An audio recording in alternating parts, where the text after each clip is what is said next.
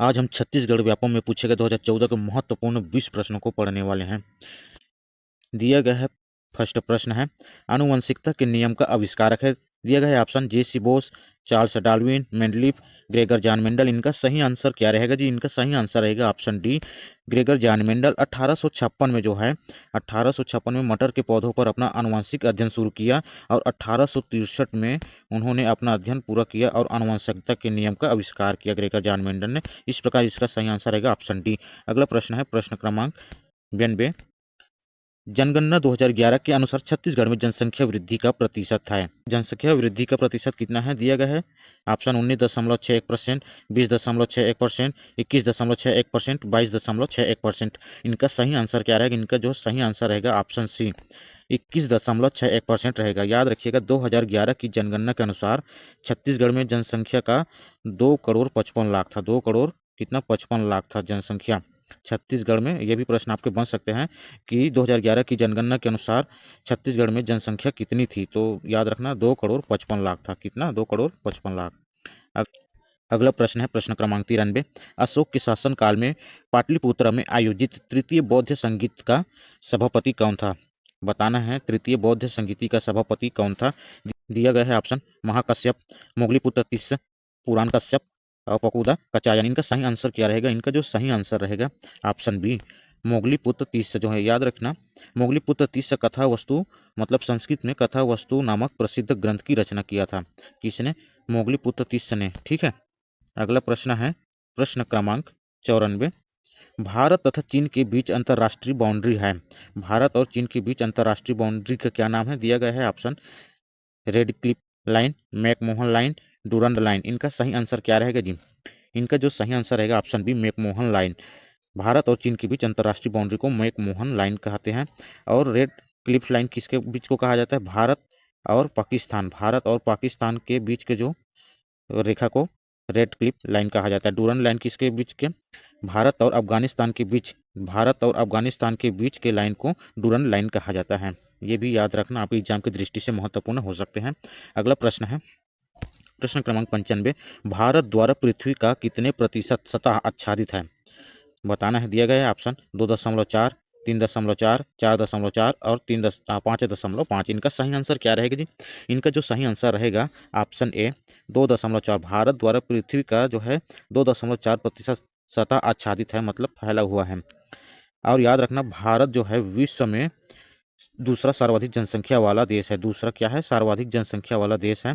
और भारत में जो है विश्व की जो है 17% जनसंख्या निवास करती है। भारत में जो है विश्व की 17% जनसंख्या क्या हो निवास करती है भारत में। ठीक है। अगला प्रश्न है डॉक्टर एम.एस. स्वामीनाथन जनक के रूप में माने जाते हैं। तो डॉक्टर स्वामीनाथन जनक के रूप में माने जाते दिया गया है ऑप्शन ए, पीत क्रांति, श्वेत क्रांति, हरित क्रांति और लाल क्रांति। इनका सही आंसर क्या रहेगा? इनका जो सही आंसर रहेगा ऑप्शन सी, हरित क्रांति के जनक के रूप में डॉक्टर एम.एस. स्वामीनाथन को जाना जाता है। और याद रखना विश्व की हरित क्रांति के जनक किसको माना जाता है? तो याद रखना नॉर्मन बोरलाग। नॉर्मन बोरलाग को जो है नॉर्मन बोरलाग को विश्व की हरित क्रांति के जनक के रूप में माना जाता है। अगला प्रश्न है प्रश्न क्रमांक 97। 1565 ईस्वी में विजयनगर साम्राज्य तथा दक्खनी मुस्लिम राज्यों के बीच कौन सा युद्ध लड़ा गया था? तो इनका सही आंसर क्या रहेगा? बताना है। तालीकोट का युद्ध, रायचूर का युद्ध, कोविलकोंडा का युद्ध, उदयगिरी का युद्ध। का सही आंसर रहेगा ऑप्शन ए, तालीकोट का युद्ध। याद रखिएगा विजयनगर साम्राज्य का किसने बसाया था? तो ये दो व्यक्ति थे, हरिनाथ और बुका नामक दो भाई। इन्होंने जो है विजयनगर साम्राज्य की बसाया था 23 जनवरी 1565 में। 23 जनवरी 1565 में जो है तालीकोट का युद्ध के समय जो है इनका पतन हो गया था। प्रश्न क्रमांक 98। प्रथम पंचवर्षीय योजना का मुख्य उद्देश्य क्या नहीं था? दिया गया है ऑप्शन ए, कृषि पर आधारित केंद्रित करना, तीव्र औद्योगिकीकरण करना, मूल्य स्थिरता, ऑप्शन डी परिवहन। इनका सही आंसर क्या रहेगा? इनका जो है सही आंसर रहेगा ऑप्शन सी, मूल्य स्थिरता। ये जो है प्रथम पंचवर्षीय योजना का मुख्य उद्देश्य नहीं था। मूल्य स्थिरता, कृषि पर ध्यान केंद्रित करना, तीव्र औद्योगिकीकरण करना और परिवहन, ये जो है पंचवर्षीय योजना का मुख्य उद्देश्य था। ठीक है। अगला प्रश्न है प्रश्न क्रमांक 99। एक्स किरणों के आविष्कारक हैं। दिया गया है option A, sir Humphry Davy, W C Roentgen, Max Planck, और ऑप्शन डी दिए गए उपरोक्त में से कोई नहीं। इनका सही आंसर क्या रहेगा? इनका जो सही आंसर रहेगा ऑप्शन बी, डब्ल्यू.सी. रोंटगन जो है एक्स किरणों के आविष्कारक है। और याद रखना हम्फ्री डेवी जो है 1815 में किसका सेफ्टी लैम्प का आविष्कार किया था? किसने? सर हम्फ्री डेवी ने जो है सेफ्टी लैम्प का आविष्कार 1815 में किया था। ये भी याद रखना, आपकी एग्जाम की दृष्टि से महत्वपूर्ण हो सकते हैं। अगला प्रश्न है, प्रश्न क्रमांक 100 है, किस स्थान में 1857 ईस्वी में भारतीय सिपाहियों ने सर्वप्रथम विद्रोह किया? दिया गया है ऑप्शन मेरठ, दिल्ली, लखनऊ, बैरकपुर। तो इनका सही आंसर क्या रहेगा? इनका जो सही आंसर रहेगा ऑप्शन ए मेरठ में किया था 10 मई 1857 को। 10 मई 1857 को इन्होंने जो है यहाँ पर सबसे प्रथम विद्रोह किया था मेरठ में। अगला प्रश्न है, प्रश्न क्रमांक 101 है, इस राज्य के दल्ली राजहरा की पहाड़ियाँ किस खनिज अयस्क के लिए जाना जाता है? दिया गया है ऑप्शन बॉक्साइट, ऑप्शन बी चूने का पत्थर, ऑप्शन सी लौह अयस्क, ऑप्शन डी टीन। इनका सही आंसर क्या रहेगा? इनका जो सही आंसर रहेगा ऑप्शन सी लौह अयस्क। दल्ली राजहरा की पहाड़ियाँ जो है लौह अयस्क खनिज के लिए प्रसिद्ध है। यह जो वर्तमान किस जिले के अंतर्गत आता है? तो याद रखना बालू जिले के अंतर्गत आता है अभी में, वर्तमान में। ठीक है। अगला प्रश्न है, प्रश्न क्रमांक 102 है, निम्न में से कौन सा जैव विविधता का पिता या जनक कहलाता है? तो दिया गया है option A Edward O Williams, option B में दिया अलेक्जेंडर फ्लेमिंग, ऑप्शन सी में दिया गया रॉबर्ट कॉक और ऑप्शन डी में दिया गया इयान डोनाल्ड। तो इनका सही आंसर रहेगा option A Edward O Wilson. ठीक है। अलेक्जेंडर फ्लेमिंग ने जो है पेनिसिलिन की खोज की थी। किसकी? पेनिसिलिन की खोज की थी। अगला है प्रश्न क्रमांक 103, यदि भारतीय रिजर्व बैंक आरबीआई द्वारा कैश रिजर्व रेशियो कम किया जाता है तो ऋण सुविधाएं क्या रहेगी? तो ऋण सुविधाएं क्या रहेगी बताने दिया गया है। ऑप्शन ए बढ़ेगी, कम होगी, कोई प्रभाव नहीं पड़ेगा और उपरोक्त में से कोई नहीं। तो इनका सही आंसर क्या रहेगा? इनका सही आंसर रहेगा ऑप्शन ए बढ़ेगी। यदि भारतीय रिजर्व बैंक आरबीआई द्वारा कैश रिजर्व रेशियो कम किया जाता है तो ऋण सुविधाएं जो है बढ़ जाएगी। ठीक है। अगला प्रश्न है, प्रश्न क्रमांक 104 है, जब कोई वस्तु किसी द्रव में पूरी या अधूरी डुबोई जाती है तो उसके भार में होने वाली कमी वस्तु द्वारा हटाए गए द्रव के भार के बराबर होती है। इस सिद्धांत का प्रतिपादन किसने किया है? दिया गया है ऑप्शन आर्किमिडीज, पास्कल, बर्नौली और न्यूटन। तो इनका सही आंसर क्या रहेगा जी? इनका जो सही आंसर रहेगा ऑप्शन है आर्किमिडीज ने इस सिद्धांत का प्रतिपादन करने वाले हैं आर्किमिडीज। ठीक है। अगला प्रश्न है, प्रश्न क्रमांक है 105, निम्न में से कौन राष्ट्रीय प्रजातांत्रिक गठबंधन अंग नहीं है? दिया गया है option A Rashtriya Lok Samta Party और ऑप्शन डी में गया Rashtrawadi Congress Party, Kerala Congress, Naga People's Front, Jharkhand Mukti Morcha और लोक जनशक्ति पार्टी। इनका सही आंसर क्या रहेगा? तो अंग नहीं है पूछा गया है, प्रजातांत्रिक गठबंधन का अंग नहीं है राष्ट्रीय।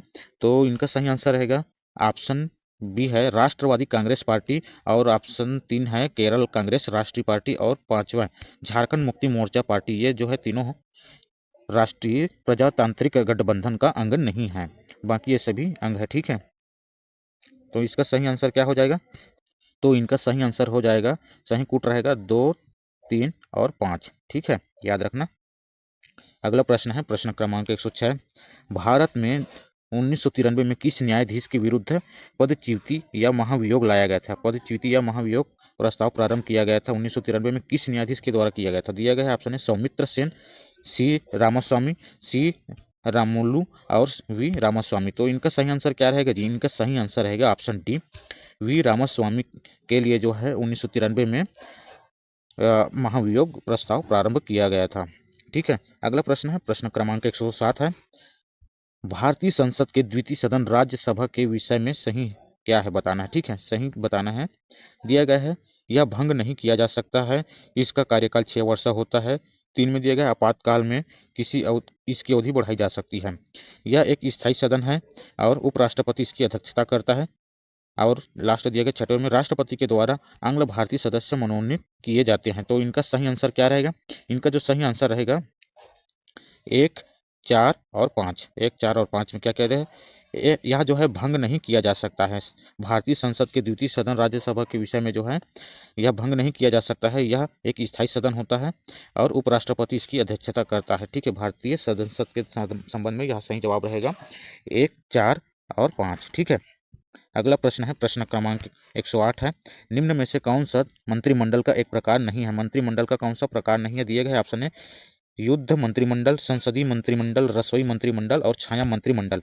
तो इनका सही आंसर हो जाएगा ऑप्शन ए युद्ध मंत्रिमंडल जो है एक मंत्रिमंडल का प्रकार नहीं है। इनका सही आंसर हो जाएगा ऑप्शन ए अगला प्रश्न है प्रश्न क्रमांक 109, माइकल फैराडे किस आविष्कार के लिए जाने जाते हैं? तो इनका सही आंसर क्या हो जाएगा? इनका सही आंसर हो जाएगा ऑप्शन सी, विद्युत चुंबकीय प्रेरण के आविष्कार के जाना जाता है माइकल फैराडे। ठीक है। अगला प्रश्न है प्रश्न क्रमांक 110, 1945 ईस्वी में आज़ाद हिंद फौज के विरुद्ध किस स्थान पर मुकदमा आयोजित हुआ था? दिया गया है ऑप्शन है विक्टोरिया हॉल शिमला में, गेटवे ऑफ इंडिया बम्बई में, वायसराय निवास शिमला में, और उपरोक्त में से कोई नहीं। इनका सही आंसर क्या रहेगा जी? इनका जो सही आंसर रहेगा ऑप्शन डी, उपरोक्त में से कोई भी नहीं, क्योंकि 1945 ईस्वी में आज़ाद हिंद फौज के विरुद्ध जो है लाल किले की सैन्य अदालत में जो है आज़ाद हिंद फौज के नायकों के खिलाफ मुकदमा दायर किया था। कब किया गया था? 5 नवंबर 1945 को किया गया था। 5 नवंबर 1945 को लाल किले की सैन्य अदालत में किया गया था आज़ाद हिंद फौज के नायकों के खिलाफ। ठीक है, मुकदमा जो है आयोजित हुआ था। याद रखना, ये आपके एग्जाम की दृष्टि से महत्वपूर्ण हो सकते हैं। इस प्रकार मेरे द्वारा दी गई जानकारी आप लोगों को अच्छा लगा हो तो मेरे चैनल को लाइक, शेयर एंड सब्सक्राइब जरूर कीजिएगा। धन्यवाद।